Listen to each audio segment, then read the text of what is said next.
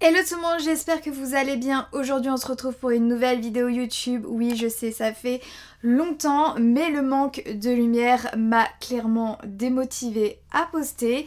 Mais c'est bientôt le printemps et j'ai quelques idées en tête. Bref, aujourd'hui on va parler d'un sujet assez sérieux, voilà, il faut le dire. Donc c'est quelque chose qui m'est arrivé avec Iris en ce début d'année et je me suis dit que ça serait intéressant de vous raconter cette histoire, sachant que je pense que ça peut vous aider ou du moins que ça peut vous prévenir de ce problème. Tout d'abord, Iris va venir dire bonjour à YouTube car ça fait très longtemps. Je me munis de ces petites friandises. Bonjour Iris. Tu dis bonjour à la caméra. Cette petite Iris qui va, Dieu merci, mieux. Donc l'histoire, c'est que le 7 janvier, Iris a fait une réaction allergique. Oui, mais à quoi ? Donc pour placer le contexte, il faut savoir que j'étais un peu absente les 15 jours qui ont précédé cette réaction. Et entre mes allers-retours à la maison, j'avais remarqué un peu ces démangeaisons. Elle s'en prenait un peu à ses yeux et j'avais remarqué des petites blessures justement autour de ses yeux, ce qui m'a amené tout d'abord dans un premier temps à lui couper les griffes arrière parce qu'elle n'y allait vraiment pas de main morte. Et je me suis dit que c'était sûrement, je sais pas, à cause de ça, qu'elle se grattait trop fort et que ça pouvait arriver. Et puis le mardi 7 janvier, donc je décide de faire un shooting et c'est en me concentrant en fait sur ses expressions que je trouve qu'elle a les yeux bien rouges et qu'elle n'arrête vraiment pas de se gratter. Surtout quand je prends des photos, je vois vraiment que ça amplifie cette couleur rouge. D'ailleurs, je vais peut-être vous retrouver les photos de ce shooting. Bref, je continue un petit peu la séance et je lui sors son coussin de Matatabi pour la distraire, justement pour éviter qu'elle se gratte. Et par la suite, je décide de lui nettoyer les yeux. Je commence à être inquiète, je commence vraiment à me dire mince, qu'est-ce qui se passe? Donc par la suite, c'est avec évidence que j'appelle le vétérinaire, donc il est bientôt midi. Et il me dit que c'est... Enfin, les assistantes, elles me disent que c'est sûrement rien, que c'est peut-être un début de conjonctivite et qu'il faut juste que je passe et qu'au pire j'achète un produit et que ça apaisera la crise et que c'est rien quoi.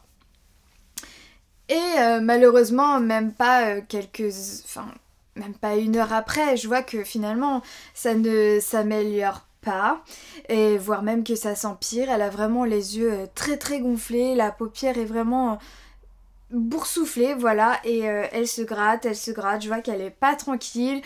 Par conséquent, moi non plus, et je me suis dit eh bien, va vraiment falloir que je l'emmène chez le vétérinaire. Je vais pas avoir le choix, c'est pas mon activité favorite d'emmener Iris chez le vétérinaire. Je sais très bien que ça la stresse.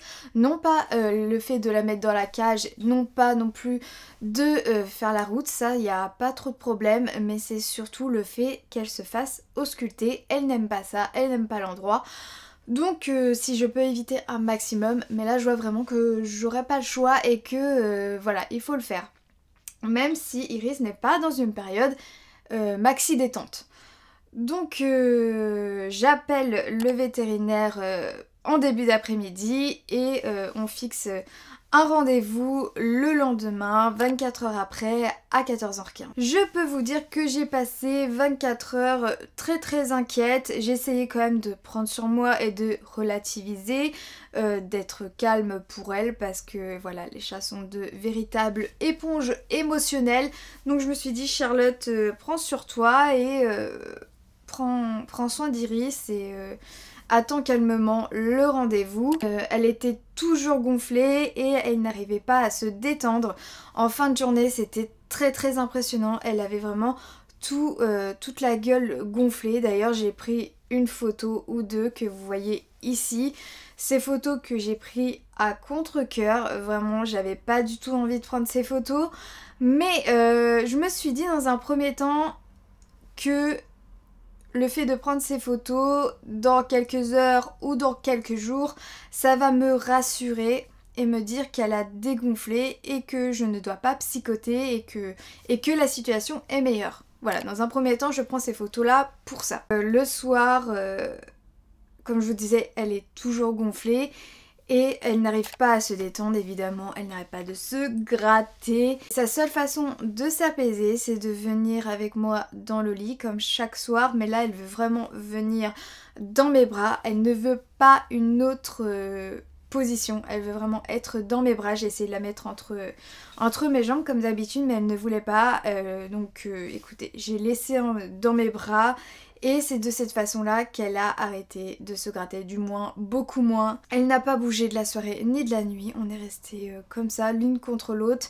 Du coup on a pu se reposer et ça m'a rassurée pour assurer le rendez-vous veto, à savoir que entre deux je lui avais appliqué de l'eau avec des compresses sur les yeux et elle avait quand même dégonflé dans la nuit. Ça aussi ça m'avait rassurée et on a pu se reposer comme il faut, donc ça c'était déjà un bon point. Le lendemain matin, elle était toujours un petit peu gonflée, bon, beaucoup moins que le soir, elle ne se grattait plus. Je sentais vraiment que la grosse crise était passée. En revanche, elle avait une fatigue de l'extrême. Je sentais qu'elle n'était pas vraiment dans son assiette, je la sentais vraiment différente. Je la sentais aussi qu'elle me demandait de l'aide. On sait quand nos animaux ne sont pas dans leur assiette, mais Dieu merci, elle mangeait, elle buvait, mais je sentais qu'elle était pas dans sa forme olympique. Elle allait même se poser dans des endroits d'où elle n'avait pas vraiment l'habitude, donc je me suis dit bon, on va quand même aller chez le vétérinaire, ça c'est clair. À 13h50, elle était dans sa caisse et nous avons pris le chemin pour aller à ce rendez-vous. Fort heureusement, ma mère ne travaillait pas ce jour-là, donc elle a pu venir avec moi, donc ça m'a beaucoup rassurée, sachant que Iris, ma mère, c'est sa deuxième personne. Donc on va dire que on était prêts pour ce rendez-vous, je vous avoue, même si j'appréhendais. Petite note, donc la vétérinaire qui m'a fait rappeler cette astuce, donc si vous avez un chat stressé, n'hésitez pas à demander un rendez-vous tôt le matin ou en début d'après-midi comme on a eu, que vous soyez les premiers rendez-vous, parce qu'il y a très peu de monde, le ménage est fait, donc il y a très peu d'odeur. Et autre tips, prenez des photos ou des vidéos de l'état de votre animal. Parce que pour faire voir à votre vétérinaire, j'ai eu forcément ce bon réflexe. Et on est arrivé chez le vétérinaire, donc Iris ce n'est pas la patiente idéale. Elle n'aime pas être manipulée chez le vétérinaire comme je vous l'ai dit. Et pourquoi? Parce que sa première expérience, je pense, ne l'a pas aidée chez le vétérinaire. Elle a eu un trauma et par rapport à une pose d'une puce qui finalement ne s'est pas faite. Il y avait trop d'odeur, enfin... Bref, il y avait vraiment eu ce problème d'odeur et d'enfermement qu'elle a pas du tout aimé et je sais que les chats ont une sacrée mémoire et donc depuis elle ne supporte pas d'aller chez le véto. C'est comme ça. Donc j'arrive, donc j'avais pas vu cette nouvelle véto, voilà, c'est une femme, elle est très sympa, très à l'écoute. Sincèrement, si je dois y retourner, je demanderai cette vétérinaire, parce qu'en fait c'est un cabinet où il y a vraiment plusieurs vétérinaires, donc ça aussi je trouve ça important d'avoir plusieurs médecins. Et évidemment Iris a grogné de suite lorsque j'ai posé la cage de transport sur la table. Mais ce que j'ai beaucoup apprécié, c'est que la véto n'a pas du tout brusqué Iris. Elle l'a laissée regarder par elle-même en dehors de sa cage. Et pendant que je parlais à la vétérinaire, elle a fait un petit peu sa vie. Bon, elle n'est pas sortie de la cage, mais on a essayé de baisser justement cette tension qu'il pouvait avoir. Et je pense que ça a quand même donné une certaine confiance à Iris, même si elle était hyper craintive et qu'elle pouvait être agressive à tout moment. La véto m'a demandé gentiment si je pensais que c'était possible de la sortir de sa cage. Je lui ai répondu que oui, mais qu'il fallait être hyper prudent, et donc elle a versé de cette façon la cage de transport. Bon, elle s'est bien tenue à sa cage, mais on a réussi à la faire descendre. Mais c'est pas pour ça qu'elle a insisté. J'ai pu la tenir gentiment et elle l'a regardée de loin. Elle lui a regardé un peu derrière. Iris, elle croyait que c'était moi qui l'a touchée, mais c'était la vétérinaire. Elle a pu regarder l'état de sa peau. Elle m'a dit qu'elle avait un poil soyeux et une peau saine. Elle a regardé ses petits yeux. Bon, elle aurait aimé regarder l'intérieur de sa gueule au niveau des dents, mais là c'était pas possible, donc on s'est dit qu'on allait la laisser tranquille. Et c'est à ce moment-là qu'elle m'a demandé justement si j'avais une photo de son état d'hier soir. Et donc je lui ai fait voir et elle m'a dit en effet que c'était très impressionnant et que j'avais bien fait justement de prendre une photo. Donc on conclut que c'est une réaction allergique. Oui, mais à quoi? Ça peut être un changement alimentaire, donc si vous avez changé ses croquettes, ses pâtés, ou même ça peut arriver que la marque change sa recette et qu'il y a quelque chose qui dérange votre chat.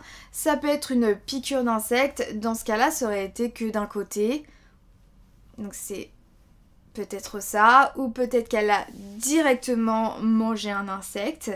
Je sais qu'Iris est une vraie chasseuse sur tout ce qui est petits insectes à l'intérieur de la maison. Ça peut être aussi une bactérie, en conséquent une conjonctivite, ou ça peut être un changement dans nos habitudes par rapport à nous, aux êtres humains, c'est-à-dire que ça peut être un changement de lessive, ça peut être un nettoyant ménager, ce qui n'a pas été le cas, ou tout simplement ça peut être un acarien, une poussière de trop qui est passée par là, et le fait qu'elle s'est grattée aussi intensément petit à petit, ça a créé cette réaction.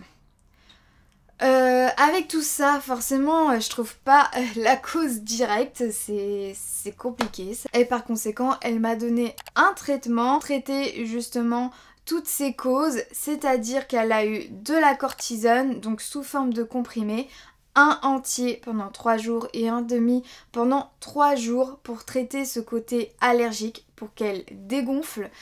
Elle m'a donné aussi de la crème goutte, donc en fait c'était une genre de crème qu'on mettait dans les yeux qui se transformait en goutte. Donc ça c'était pendant 8 jours, matin et soir, donc pour traiter ce côté si c'était conjonctivite et bactérien.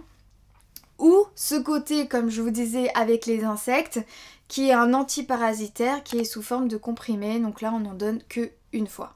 Donc voilà, il y avait les 3 causes qui auraient pu mener à cette réaction. Donc on va dire que là je suis partie armée et j'espère de tout cœur que la situation va s'arranger. Et s'il n'y a pas d'amélioration pendant 48 heures, je devais rappeler le veto pour faire un check-up et pour endormir Iris, etc. Parce que Iris, comme je vous disais, elle est pas très sympathique et tout, donc on l'aurait endormie et faire tout un check-up, pas possible pour en profiter, etc.